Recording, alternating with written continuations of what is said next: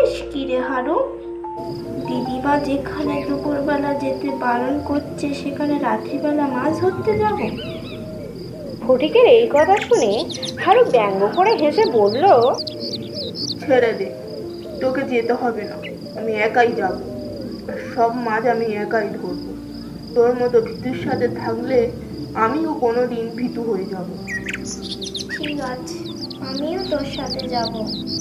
আমি যে ভীতু নই সেটা তোকে আমি জানিয়ে দেব। কবে যাবি বল? কাল যাব। কাল হলো ভূত চতুর্দশীর রাত। কাল গেলে বুঝতে পারবো সত্যি ওই দিদির কাছে ভূত আছে কিনা। হারুর এই কথা শুনে ফটিক একটু ভয় পেল, কিন্তু মুখে কিছু বলল না, কারণ বেশি মাছ ধরার নেশা তাকেও পেয়ে বসলো। তাছাড়া দিদিমার কথা সত্যি মিথ্যা এটাও প্রমাণ হয়ে যাবে। ফটিক মনে মনে ঠিক করলো